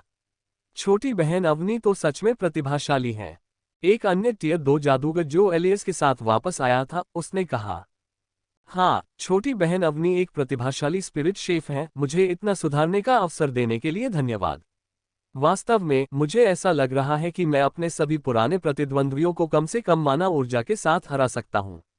ये सब आपने ही संभव किया है, छोटी बहन अवनी, इसलिए मैं अपना आभार व्यक्त करना चाहता हूँ। कृपया इसे अस्वीकार न करें। एक अन्य जादूगर, जिसने अभी अभी दूसरे स्तर के जादूगरी क्षेत्र में प्रवेश किया था, ने पहले स्तर का चरम शक्ति पत्थर निकाला और उसे उपहार के रूप में अवनी की ओर बढ़ा दिया। दरअसल वह उस क्रिस्टल का उपयोग करके प्रथम श्रेणी के जादूगरों के स्तर से द्वितीय श्रेणी के जादूगरों के स्तर तक पहुंचने का प्रयास करना चाहता था, और यह भी 100% निश्चित नहीं था कि वह ऐसा कर पाएगा। फिर भी उसने कबीले के सैन्य लाभों के बदले कबीले के डिपो से ऐसा क्रिस्टल प्राप्त करने के लिए अपनी आधी संपत्ति इकट्ठा कर ली थी। शहर के सभागार में इस तरह के संसाधनों का इस्तेमाल कबीले को मजबूत करने के लिए किया जाता था, लेकिन अब वह अवनी को ऐसा शुद्ध माना पत्थर दे रहा था और वास्तव में यह अवनी के लिए एक बड़ा अपग्रेड था, क्योंकि अगर उसके पास ये शक्ति पत्थर होता तो टियर 2 क्षेत्र में उसकी सफलता और भी आसान हो जाती। जादूगर ने ऐसा सिर्फ इसलिए किया क्योंकि उसे अब टियर 1 पावर स्टोन की जरूरत सिर्फ अपनी माना शक्ति को फिर से भरने के लिए थी, हालांकि वह इसे किसी को बेचकर कबीले से खरीदने की कीमत से ज्यादा कमा सकता था। लेकिन उन्होंने इसे अपने उस जूनियर को उपहार में देने का फैसला किया, जिसकी बदौलत वह आखिरकार उस मुकाम पर पहुंच पाए हैं जिसका वह इतने लंबे समय से सपना देख रहे थे। किसी को ऐसा करते देख आंगन में मौजूद बाकी सभी जादूगर अपनी कृतज्ञता व्यक्त करने के लिए एक के बाद एक खजाने निकालने लगे और वे सब एक एक करके कहते रहे, भविष्य में हमारा ख्याल रखना छोटी बहन। आशीष ने भी उसे 3 टियर 2 पावर स्टोन दिए और कहा कि वह टियर 2 स्तर पर पहुंचने पर इनका उपयोग कर सकती है, क्योंकि इससे उसे बिना किसी परेशानी के अपने राज्य को मजबूत करने में मदद मिलेगी और उसकी नींव सुदृढ़ होगी। घटनाओं के घटित होने के तरीके ने उसे बेहद चौंका दिया था। उसने गिरोह की ओर देखा तो पाया कि आथा उसे अंगूठा दिखाकर जोर से हंस रहा था, जबकि आरव ने उसके होठों पर हल्की सी मुस्कान लिए बस सिर हिलाया। वह उनके प्रति कृतज्ञ महसूस कर रही थी, क्योंकि उससे लग रहा था कि उनके बिना ये सब संभव नहीं होता। आखिरकार वे ही थे जिन्होंने उसके भोजन में कुछ गड़बड़ी देखी और खेती शुरू की। उसे ऐसा इसलिए लगा क्योंकि आथा और नाइट ने आरव के काम को आगे बढ़ाया था। वह खुश थी कि हमेशा उसकी मदद के लिए लोग मौजूद थे और बिना किसी देरी के उसने उपहार स्वीकार करना शुरू कर दिया। रसोई में उसकी मदद करने वाली लड़कियों ने भी उपहार लेने में उसकी मदद की, क्योंकि उसके पास केवल 2 हाथ थे और वह इतने बड़े उपहार को अपने हाथों में नहीं ले सकती थी। ये सारे उपहार मिलने के बाद वह लड़कियों के साथ चली गई और वे सब कुछ उसके आंगन में ले गईं। गॉर्डन परिवार के बाकी सदस्यों ने आरव को शानदार आतिथ्य सत्कार के लिए धन्यवाद दिया। हालांकि उन्होंने अकादमी में स्पिरिट मील खाया, लेकिन उसका उन पर बहुत कम असर हुआ और वो मीठा भोजन था। हालांकि अवनी के भोजन का स्वाद बहुत खराब था, लेकिन पुरस्कारों ने उन्हें उस खराब स्वाद को भुला दिया, क्योंकि वे सभी अपनी शानदार प्रगति की अनुभूति में डूबे हुए थे और अगर उन्हें प्रगति करने के लिए खराब भोजन भी खाना पड़े तो उन्हें कोई आपत्ति नहीं होगी। 148 कुलपति से छोटा सबक। किसने सोचा होगा कि मेरा कुल अपना खुद का स्पिरिट शेफ विकसित कर पाएगा? लगता है हमारा कुल महानता की ओर अग्रसर है, कुलपिता ने हल्की मुस्कान के साथ कहा। अब आपको पता चल गया है कि मेरी बेटी कितनी शानदार है। क्या आपको लगता है कि आपका पोता फिर से उसके लायक है? बेहतर होगा कि आप आकर उससे शादी का प्रस्ताव रखें, इससे पहले कि उसके चाहने वालों की सूची इतनी लंबी हो जाए कि आप उसे संभाल न सकें। प्रथम बुजुर्ग ने अपने चेहरे पर घमंडी भाव लिए हुए कहा और कुलपति की ओर देखा, जो उन्हें ऐसे देख रहा था मानो किसी मस्खरे को देख रहा हो। तुम क्या बकवास कर रही हो? मेरे पोते के बिना तुम्हारी बेटी अपनी पूरी क्षमता हासिल नहीं कर पाती। तुम्हें उसके सामने आकर घुटने टेकने चाहिए और उससे विनती करनी चाहिए कि वह तुम्हारी बेटी को अपने भावी हरम में स्वीकार कर ले। कुलपिता ने बेपरवाही भरे चेहरे से जवाब दिया और ये दिखाया कि वह भी अपने पोते की तारीफ कर सकते हैं। तुम कितने नीच हो, तुम ऐसा कैसे कह सकते हो? अगर तुम्हारा पोता मेरी बेटी से शादी करना चाहता है तो वह बाकी लड़कियों के बारे में भूल जाए। खैर, आपके लिए दुर्भाग्य की बात है, मैं भी नहीं चाहती कि वह उससे शादी करे, क्योंकि मुझे लगता है कि वह भविष्य में बहुत तरक्की करेगा और वह उसके लिए सिर्फ एक बाधा बनकर रह जाएगी। और जहां तक हरम की बात है, ही उसके पास जरूर एक बड़ा हरम होगा जिसमें फीनिक्स जैसी आभा वाली कई खूबसूरत महिलाएं होंगी। मेरी तो सिर्फ एक ही संतान है, मैं सिर्फ अपने पोते पर ही भरोसा कर सकती हूँ कि वह और मेहनत करके मुझे ढेर सारे पोते पोतियां देगा ताकि उसकी माँ के मुझे इतनी जल्दी छोड़कर चले जाने की भरपाई हो सके। प्रथम बुजुर्ग ने कुलपति की बातों पर तिरस्कार किया, लेकिन अपने बड़े भाई को जवाब देने के लिए उनके पास शब्द नहीं थे, इसलिए वे पीछे हट गए। आखिरकार वे जानते थे कि उनके भाई को बहुत सारे बच्चे चाहिए थे, लेकिन पत्नी के जन्म के बाद उसकी मृत्यु हो गई और वह अपने इकलौते बच्चे के साथ अकेला रह गया। अपनी पत्नी के प्रति प्रेम के कारण उन्होंने कभी दोबारा शादी नहीं की और उनकी बेटी को ब्लेज कबीले के एक वारिस से प्यार हो गया और आरव को जन्म देने के बाद उसकी भी मृत्यु हो गई। कुलपिता के लिए आरव उनके वंश वृक्ष की आखिरी कड़ी थी। उन्हें इस बात की परवाह नहीं थी कि उनके पिता का पक्ष ब्लेज था या नहीं, उनका पालन पोषण गॉर्डन के रूप में हुआ था। और सबसे पहले तो उसे हमेशा से अपनी बेटी की खूबसूरती पर भरोसा था और उसे विश्वास था कि वह आरव को अपने प्यार में फंसा लेगी, क्योंकि वे हमेशा साथ रहते थे। वो बस इस रिश्ते को आधिकारिक रूप देना चाहता था, इससे पहले कि दूसरे कबीले अपनी बेटियों को आरव से शादी के लिए लाने लगें। क्योंकि वह जानता है कि आरव अपनी क्षमताओं के कारण बहुत ही आकर्षक है।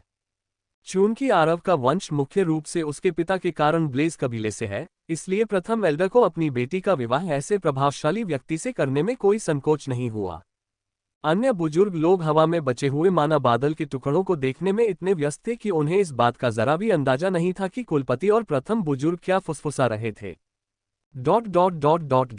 जब अन्य बुजुर्गों को यह एहसास हुआ कि माना का बादल पूरी तरह से गायब हो गया है, तो वे सभी अपने अपने निवास स्थान पर वापस चले गए और कुलपति को शेष कार्यों से निपटने के लिए छोड़ दिया। जैसे ही युवा पीढ़ी के सभी लोग चले गए, कुलपिता सीधे आरव के आंगन में आ गए। मैं बिल्कुल उसी व्यक्ति को देखने की उम्मीद कर रहा था, आरव ने शैतानी मुस्कान के साथ कहा, और जब मुखिया ने ये देखा तो वह थोड़ा कांप गया। फिर उसने जल्दी से अपनी जेबें जांची और राहत की सांस ली कि वह अपने साथ कुछ भी ऐसा नहीं लाया था जिसे धोखे से चुराया जा सके। और आप मुझे क्यों ढूंढ रहे होंगे? सरल शब्दों में कहूं तो मैंने आपके बारे में थोड़ी बहुत जानकारी सुनी थी और मैं इसे सीधे आपके मुंह से ही पुष्टि करना चाहता था। मुखिया को अंदर से बेचैनी महसूस होने लगी और उसने गुस्से में बड़बड़ाया, फिर घबराकर मुस्कुराया। हे आरव, मुझे लगता है कि अगर मैं पूरी कोशिश करता रहूं तो अब मैं टियर 2 दायरे में पहुंच सकता हूं। आथा ने आरव की बात काटते हुए कहा, जिससे परिवार के मुखिया को इस तरह के व्यवधान के लिए अपने भाग्य पर शुक्रगुजार होना पड़ा। मैं भी, नाइट ने बीच में दखल दिया और आरव ने हैरानी जताई। अनुभव के लिहाज से वह अगले स्तर पर पहुंचने के करीब था, लेकिन उसने धीरे धीरे कदम बढ़ाए थे। रायसा कबीले में रहते हुए भी उन्होंने कभी भी आक्रमण की पहल नहीं की, उन्होंने केवल बचाव किया और जवाबी हमला किया। और इसी वजह से रायसा कबीले के मूर्ख जादूगरों को यह भ्रम था कि वह कमजोर है, जब तक कि उनकी मुलाकात टाइटन से नहीं हुई और उसने अपनी अविश्वसनीय शक्ति का प्रदर्शन नहीं किया। असलियत ये थी कि आरव इस बार रक्तचंद्र के दौरान टियर 1 युद्ध क्षेत्र में भाग लेना चाहता था और उस पर पूरी तरह से प्रभुत्व स्थापित करना चाहता था। अगर वह युद्ध से पहले टियर 2 मैच क्षेत्र में प्रवेश कर लेता तो वह ऐसा नहीं कर पाता, क्योंकि वह टियर 2 युद्ध क्षेत्र में ही तैनात होता। और यही एक मुख्य कारण है कि वह चीजों को थोड़ा धीरे धीरे आगे बढ़ा रहा है। वह किसी भी कीमत पर दूसरे स्तर के युद्ध क्षेत्र में नहीं जाना चाहता था, जहां वह अपनी संतुष्टि के अनुसार पर्याप्त परेशानी पैदा नहीं कर पाएगा। लेकिन वह अपने भाइयों को यह नहीं कह सकता था कि अगर वे ऐसा करना चाहें तो भी वे ऐसा न करें, क्योंकि वह अभी तक दूसरे स्तर का जादूगर इसलिए नहीं बन पाया था क्योंकि उसने साधना या ध्यान करना बंद कर दिया था। इन दिनों वह अपने युद्ध कौशल और हथियार चलाने की महारत पर अधिक ध्यान केंद्रित कर रहा था, क्योंकि वह उस कदम को उठाने से पहले खुद को चरम सीमा तक निखारना चाहता था। अगला रक्तचंद्र वह मौका था जिसका उपयोग वह सफलता प्राप्त करने के लिए करेगा, जब वह कई प्रथम श्रेणी के गोब्लिनों को मार गिराएगा और आधी लड़ाई जीत लेगा। हाय हो, मुझे नहीं लगता कि इस समय ऐसा करना सही होगा, कुलपति ने कहा, और दोनों बच्चे आश्चर्यचकित रह गए। अगर यह पहले होता तो आथा दौड़कर उनसे बहस करता, लेकिन कुलपति के बारे में और उनके एक बहुत ही शक्तिशाली शिष्य के बारे में कहानियां सुनने के बाद उन्होंने ऐसा नहीं किया। उसने सोचा कि सुनने में कोई हर्ज नहीं है, और जब आथा ने कोई प्रतिक्रिया नहीं दी तो कुलपिता को आश्चर्य भी हुआ। वह लड़ाई के एक और दौर का इंतजार कर रहा था, लेकिन आथा अब भी उसे ऐसे देख रहा था मानो उससे लड़ाई जारी रखने की उम्मीद कर रहा हो। 20 सेकंड बाद मुखिया को यह एहसास हुआ कि आथा वास्तव में उसकी राय में दिलचस्पी ले रहा था, और ये देखकर वह चौंक गया, क्योंकि वे केवल आरव की बात सुनते थे। लेकिन चूंकि उस छोटे बच्चे ने विश्वास दिखाया, इसलिए उसने उसे सिखाने का फैसला किया। खांसी। खैर, मैंने ऐसा इसलिए कहा क्योंकि माना क्लाउड से पहले आप अभी भी टियर 2 मेज स्तर तक पहुंचने से बहुत दूर थे, और माना क्लाउड की घटना से आपका बपतिस्मा हुआ, जिससे आपका माना पूल विस्तारित हुआ, लेकिन आपका संकुचित माना उस स्थिति को पार नहीं कर पाया। चूंकि एक पतली सी बाधा आपके माना को वहां तक पहुंचने से रोक रही है, इसलिए शेष आपका नव विस्तारित माना पुल है, कुलपति ने समझाया। और आथा और नाइट दोनों ने ही कुलपति को एक खजाने की तरह देखते हुए अपना सिर जोर से हिलाया, क्योंकि वह ऐसा करने में सक्षम थे। उन्हें छुए बिना उनकी स्थिति को समझना, यहां तक कि आरव भी उनके व्यवहार से असहज होने लगा था। लेकिन अगर आपको लगता है कि इस तरह से शुरुआत करके आप आधिकारिक तौर पर टियर 2 मैच क्षेत्र में प्रवेश कर सकते हैं, तो मुझे आप सभी को ये बताना होगा कि आप अपने भविष्य के साथ खिलवाड़ कर रहे हैं। उदाहरण के तौर पर आरव को ही देख लीजिए, उसे तो बहुत पहले ही दूसरे स्तर के जादूगरों की श्रेणी में पहुंच जाना चाहिए था, लेकिन उसने अपनी माना शक्ति को लगातार बचाकर रखा, क्योंकि वह एक ठोस नींव के साथ सफलता प्राप्त करना चाहता था। इस तरह आपकी भविष्य की सफलता आसान और तनाव मुक्त होगी। कुलपति ने ये कहा और आर्थर और नाइट गहरी सोच में डूब गए। आरव, बुजुर्ग, मुझे इस मामले में क्यों घसीट रहे हो? तो अब हमें क्या करना चाहिए, कुलपति? नाइट ने पूछा। सरल शब्दों में कहें तो आप जबरदस्ती आगे बढ़ने की कोशिश नहीं करेंगे, बल्कि सामान्य रूप से साधना करते रहेंगे और अतिरिक्त माना को अपने माना पूल में संग्रहित करते रहेंगे। जैसे ही यह पुल पूरी तरह भर जाएगा, आपको रोकने वाली पतली बाधा स्वतः ही टूट जाएगी और आप बिना किसी प्रयास के स्वचालित रूप से दूसरे स्तर में प्रवेश कर जाएंगे। माना का एक बड़ा प्रवाह आपके संग्रहित माना पूल की ओर उमड़ पड़ेगा। इस तरह आप निम्नतम स्तर के दूसरे जादूगर क्षेत्र के शिखर तक भी पहुंच सकते हैं, जो मध्य स्तर के दूसरे जादूगर बनने से बस एक कदम दूर है। आर्थर और नाइट दोनों ने कुलपति की बातों पर सहमति जताई, क्योंकि उन्हें लगा कि उनकी छोटी सी सलाह सुनने मात्र से ही उनका ज्ञान बढ़ रहा है। आर्थर, कुलपिता सचमुच एक प्रतिभाशाली व्यक्ति है। नाइट, अगर वह मेरा मुख्य गुरु होता तो शायद मैं सफलता हासिल कर लेता। जैसे ही बच्चों ने अपने पिता द्वारा उनके साथ चर्चा की गई सभी बातों की कल्पना की, उनके मन में तरह तरह के विचार उमड़ पड़े। 149 आर्थर का दृढ़ संकल्प। कई दिन बीत गए जब मुखिया ने अपने समूह से खेती बाड़ी के मुद्दों पर बात की थी और उन्हें सलाह दी थी, और वह घर जो हमेशा शोरगुल, चीख पुकार, वाद विवाद और लड़ाई झगड़े से भरा रहता था, अब शांत हो गया है। आर्थर और नाइट दोनों ने कुलपति की सलाह के बाद अपने राज्य की नींव को और मजबूत करने और उसे सुदृढ़ करने का फैसला किया और एकांतवास में चले गए। उन्होंने आरव को यह भी बताया कि वे मजबूत होने के अन्य रास्ते खोजने की पूरी कोशिश करेंगे। गॉर्डन परिवार की युवा पीढ़ी को गोलेम से लड़ते देख वे बहुत उत्सुक हो गए और उन्होंने भी एक गोलेम बनाने का फैसला किया। कुलपिता द्वारा बताई गई बातों के कारण उन्हें पता चला कि गॉर्डन वंश के अधिकांश जादूगर गोलेम पथ को अपने उपपथ के रूप में अपनाते हैं, जबकि वे पूरी निष्ठा से एक अन्य पथ का अनुसरण करते हैं। उनके पूर्वज की यही इच्छा थी कि गॉर्डन वंश की प्रत्येक संतान को अपनी मृत्यु से कम एक गोलेम बनाना होगा। हालांकि कुछ महत्वपूर्ण पड़ावों पर अपने गोलेमों का रैंक अपग्रेड न कर पाने वाले अधिकांश लोगों के लिए यह शर्मनाक साबित हुआ, क्योंकि उन्हें उचित सामग्री नहीं मिल पा रही थी, या फिर जहां लोग अपने गोलेम को आगे बढ़ाने के लिए आगे क्या करना है इस बारे में अनजान है, और कई लोगों ने गोलेम के विकास के इस चरण को वहीं छोड़ दिया है। लेकिन फिर भी गॉर्डन कबीले के अधिकांश जादूगरों के पास एक गोलेम है, भले ही वह अब युद्ध में उनकी मदद करने में सक्षम न हो। लेकिन इस बात में कोई संदेह नहीं था कि गोलेम पथ हमेशा शुरुआती चरणों में उनकी मदद करता था, जब वे सभी निम्न स्तर के जादूगर होते थे। गॉर्डन कबीले के जादूगरों के लिए ये हर लड़ाई में एक अतिरिक्त हाथ होने जैसा है, या उनके लिए अतिरिक्त नुकसान झेलने वाले एक टेंट जैसा है। किसी भी तरह से अब आर्थर का ध्यान वास्तव में अगले क्षेत्र में जाने पर नहीं, बल्कि अपने वर्तमान क्षेत्र को मजबूत करने पर था। उन्होंने आखिरकार अपने पहले गोलेम बनाने की कोशिश करने का सोचा है, लेकिन पहले उन्हें यह पता लगाना होगा कि एकांत साधना पूरी करने के बाद वे किस गोलेम रचना के साथ संगति रखते हैं। ... आरव ने आकाश की ओर देखा और आह भरी। लेगियन पास के एक पेड़ के पास से उसे देख रहा था। वह समझ नहीं पा रहा था कि उसका स्वामी इतना उदास क्यों दिख रहा है। ये कुछ दिन उसके लिए सचमुच उबाऊ रहे हैं। वह साधना नहीं कर रहा था क्योंकि वह पहले से ही सर्वोत्तम स्तर का प्रथम जादूगर था और किसी भी प्रकार की साधना उसे केवल दूसरे स्तर पर तेजी से पहुंचा देगी। रात के 11:27 और आर्थर, जो हमेशा माहौल को खुशनुमा बनाने के लिए मौजूद रहता था, अब एकांत में चला गया है। और अब जब उसने इस बारे में और सोचा तो उसे एहसास हुआ कि आर्थर कभी भी एकांत में रहने वाला व्यक्ति नहीं था। आरव अविनाश द्वारा उस पर डाले जा रहे दबाव और उसके प्रभावों को समझ सकता था, और आर्थर भी पूरी कोशिश कर रहा था कि वह समूह से पीछे न रह जाए।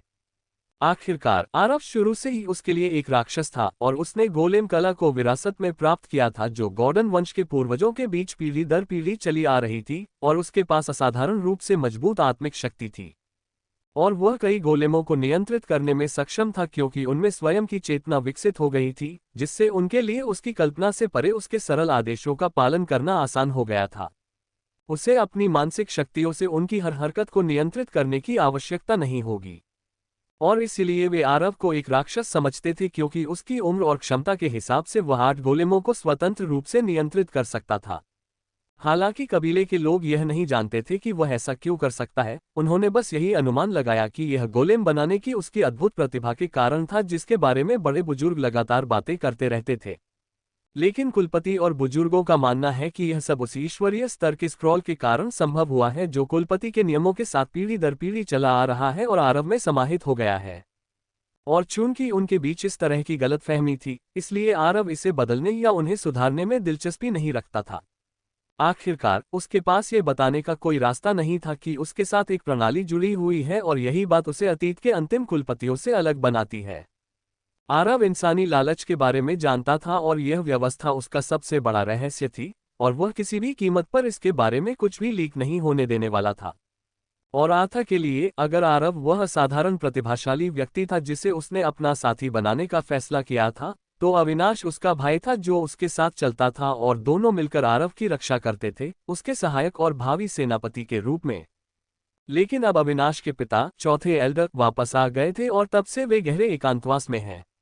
हालांकि वे ये स्वीकार नहीं करना चाहते, पर वे निश्चित रूप से जानते हैं कि जब अविनाश अपने एकांतवास से वापस आएगा, तो वह पहले से कहीं अधिक शक्तिशाली होगा।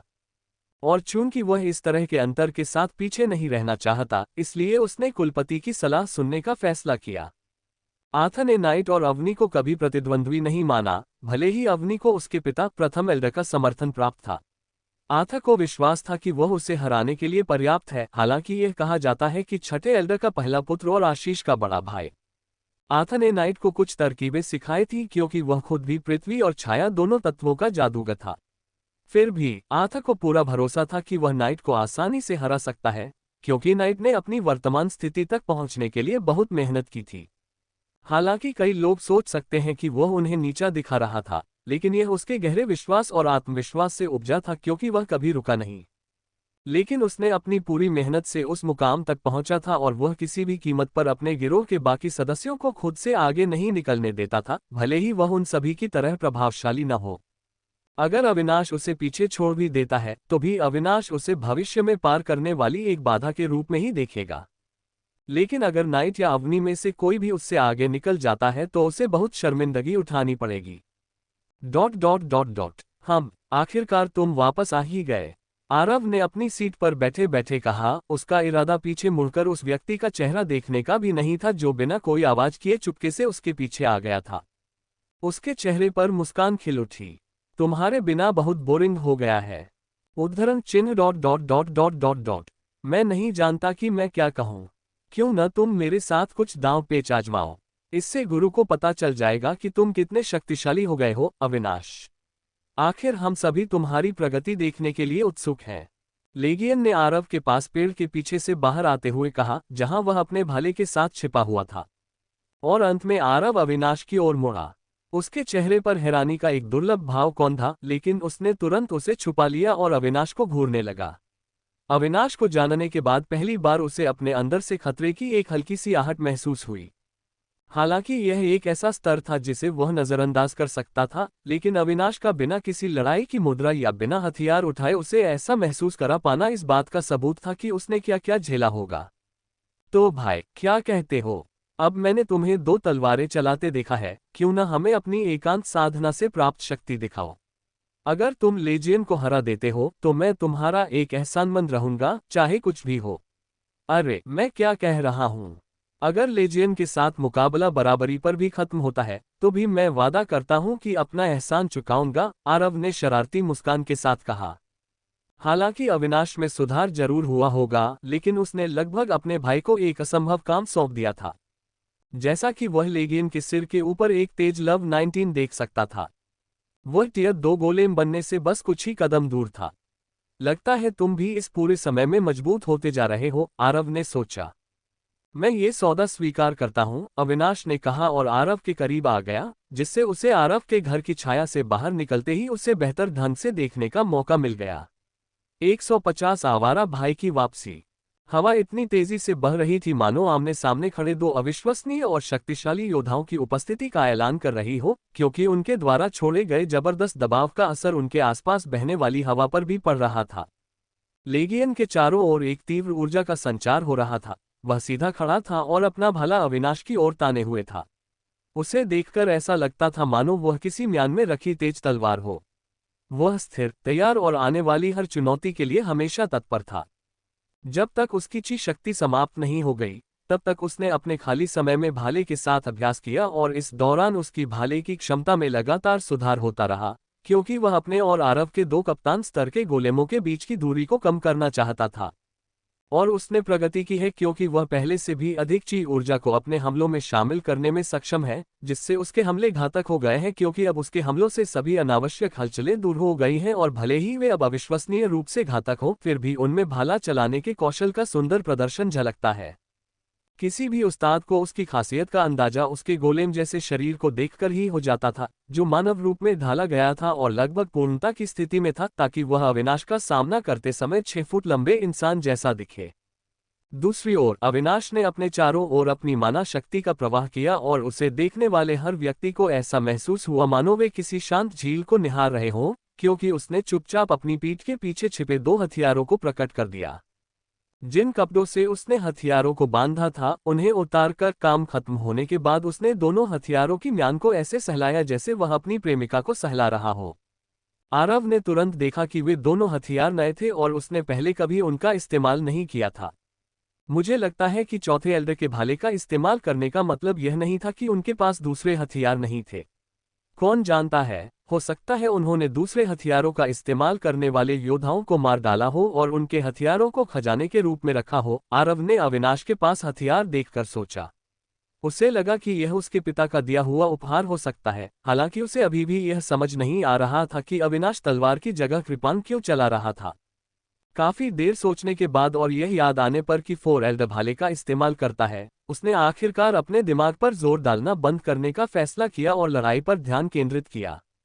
अविनाश ने अपने कपड़ों से ढके हुए मजबूत मांसपेशियों को उजागर किया, उसका ऊपरी शरीर नंगा हो गया और तलवार के घाव और खुले निशान दिखाई दिए जिन्हें वह छुपा रहा था। आरव ये देखकर हैरान रह गया, हालांकि वह जानना चाहता था कि अविनाश ने क्या झेला है, लेकिन उसने सोचा कि जब सही समय आएगा तभी वह उससे इस बारे में बात करेगा, अगर वह सच में ऐसा चाहता है। अविनाश ने 2 हथियार लहराते हुए दिखाए, जिनमें एक लंबी तलवार और एक बेहद धारदार कृपान शामिल थी। कृपान को एक अनोखे ढंग से मोड़ा गया था।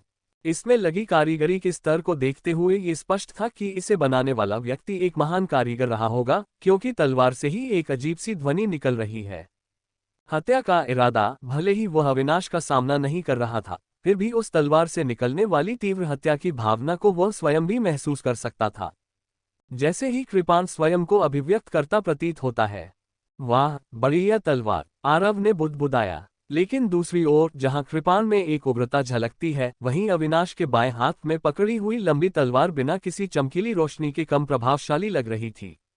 न ही कृपान जैसी कोई जबरदस्त आभा थी, जो इसे देखने वाले किसी भी व्यक्ति को ये सोचने पर मजबूर कर देती कि यह एक सामान्य तलवार है। लेकिन आरव कौन था? उसने तुरंत तलवार पर अपने विश्लेषण कौशल का प्रयोग किया। शांति की तलवार, चिन्हित आत्मा हथियार, रैंक टियर 2 तलवार less than lock greater then. संलग्न कौशल, शांति शांति।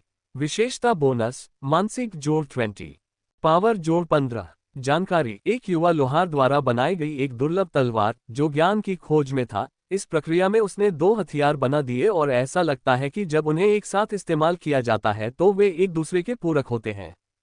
वध की तलवार, चिन्हित आत्मा हथियार, रैंक टियर 2 कृपान less than lock greater than. आवश्यक कौशल, वध क्षेत्र। विशेषता बोनस, शक्ति जोड़ 20, चपलता जोड़ 10, धीरज जोड़ 5। जानकारी, एक युवा लोहार द्वारा बनाई गई एक दुर्लभ कृपान जो ज्ञान की खोज में था। इस प्रक्रिया में उसने जुड़वां हथियार बना दिए और ऐसा लगता है कि जब उन्हें एक साथ इस्तेमाल किया जाता है तो वे एक दूसरे के पूरक होते हैं। आरव, नई तलवार और कृपान की विशेषताओं को देखने के बाद आरव के दिमाग में कई सवाल उठ रहे थे। वे बेहद अद्भुत थे और वह गहरी सांस लेने से खुद को रोक नहीं पाया, क्योंकि वह गहराई से सोच रहा था कि उसने हथियारों को बहुत कम आंका था। आखिरकार वे हथियार एक बुजुर्ग से ही तो आए थे। जो व्यक्ति टियर 8 मैच के खिलाफ अपने ही लोगों से लड़ने का आत्मविश्वास रखता था, वह निश्चित रूप से अपने इकलौते बच्चे की परवाह क्यों करेगा। और आरव ने जो देखा उससे तो यही लगता है। तलवार और कृपान का मूल्य शायद और भी अधिक हो सकता है, क्योंकि वे बंद अवस्था में थे, इसलिए वे केवल दूसरे स्तर के चिन्हित आध्यात्मिक हथियार की शक्ति ही प्रदर्शित कर सकते थे। हालांकि उसे उन्हें अनलॉक करने की शर्तें नहीं पता थीं, लेकिन वह उन मामलों में दखल देने को तैयार नहीं था जो उसके लिए मायने नहीं रखते थे। हाँ, वे दोनों ही चिन्हित आध्यात्मिक हथियार थे जो अब अविनाश से जुड़े हुए हैं। इस समय आरव वास्तव में सोच रहा था कि आखिर वह कुलपिता का पोता और कबीले का उत्तराधिकारी कैसे हो सकता है। और वह शैतानी चच के चूहों से भी ज्यादा कंगाल था। पवित्र चच तो अमीर था, वह जी भरकर रो भी नहीं सकता था, उसके पास कोई उचित चिन्हित आध्यात्मिक हथियार भी नहीं था, जबकि अविनाश के पास अपना खुद का हथियार था। अब उसे भी वही महसूस हो रहा था जो गिरोह को तब हुआ था जब उसने पहली बार युद्ध के मैदान में रेड सैलामेंडर कवच पहना था, ईर्ष्या। हालांकि कवच दोनों हथियारों से कहीं अधिक मूल्यवान था, फिर भी आरव थोड़ी ईर्ष्या महसूस करने से खुद को रोक नहीं पा रहा था। आखिरकार वे सभी एक आध्यात्मिक हथियार रखना चाहते थे। हालांकि आरव हमले के लिए दस्ताने का उपयोग करता है, लेकिन ये कवच से जुड़ा एक उपकरण मात्र था, इसलिए इसकी शक्ति तीसरे स्तर से ऊपर नहीं जा सकी। लेकिन अविनाश के हाथ में जो हथियार थे वे अलग थे और वास्तव में टियर 2 स्पिरिट हथियार थे, कवच से जुड़े हुए नहीं थे, और वे सिर्फ एक बार से धरती को फाड़ सकते थे और रैंक को पार करते हुए कहीं अधिक शक्ति का प्रदर्शन करते थे। आरव ने अपने भाग्य को धन्यवाद दिया कि उसके पास एक प्रणाली थी, क्योंकि वह केवल विश्लेषण कौशल के कारण ही यह सब देख पा रहा था। उसे ये भी लग रहा था कि अगर उसका मुकाबला सीधे अविनाश से होता तो वह हार जाता। उसे एक करारा झटका लग सकता था और उन दोनों हथियारों से उसे नुकसान भी हो सकता था। भले ही उसे पूरा भरोसा था कि वह उनका सामना कर सकता है, क्योंकि आरव ने युद्ध में विश्लेषण कौशल कभी नहीं देखा था। और उससे यकीन दिलाया गया कि अगर उसने उन हथियारों की जांच नहीं की तो उसे कुछ मास खोना पड़ेगा, क्योंकि वे कोई साधारण हथियार नहीं थे। इन सब के बावजूद लीजन वहीं खड़ा रहा और उसने अपना भाला अविनाश की ओर तान रखा था। उसके चेहरे पर कोई भाव नहीं बदला था, उसके ती आकार के हेलमेट के नीचे उसकी आंखें अभी भी झिलमिला रही थीं। अविनाश की ओर देखते हुए उसका छोटा गोल ढाल अभी भी उसके बाएं हाथ में कसकर पकड़ा हुआ था। कुछ सेकंड तक अपनी स्थिति को चरम पर पहुंचाने की कोशिश करने के बाद दोनों योद्धाओं का और इंतजार नहीं हो सका और अंततः उन्होंने एक दूसरे पर हमला कर दिया। तलवार और भाले आपस में टकराकर एक दूसरे के आक्रमण को बेअसर करने की कोशिश कर रहे थे, लेकिन बात यही खत्म नहीं हुई।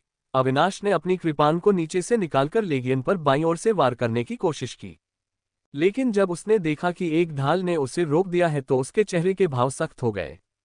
टकराना। दोनों एक दूसरे से दूर जाते हुए एक दूसरे को धक्का दे रहे थे। अविनाश लेगियन को ध्यान से देख रहा था और उसने गौर किया कि उसका चंचल और तिरस्कारपूर्ण रवैया कहीं नजर नहीं आ रहा था। वह वास्तव में इस मुकाबले को गंभीरता से ले रहा था। महाराज चाहते हैं कि मैं तुम्हारी पूरी क्षमता को बाहर लाने में मदद करूं। अब यह मत कहना कि तुम्हारे अंदर केवल इतनी ही माना शक्ति प्रवाहित हो रही है और तुम्हारे पास इसका उपयोग करने के लिए कोई अच्छा युद्ध अनुभव नहीं है। लेगियन ने ताना मारा और अंततः अपनी ची ऊर्जा को अपने भाले में प्रवाहित किया, जिससे भाले की नोक सफेद रोशनी से जगमगा उठी और अविनाश के आसपास की माना ऊर्जा में भी बदलाव आया, क्योंकि उसने कृपान को सामने की ओर करके और तलवार को थोड़ा नीचे झुकाकर एक मुद्रा धारण की। लेगियन आरव की इच्छाओं पर काम कर रहा था। हालांकि आरव कुछ भी न कहे, लेकिन वे आत्मा से जुड़े हुए थे, इसलिए वह कम से कम अपने स्वामी के इरादों को समझ सकता था।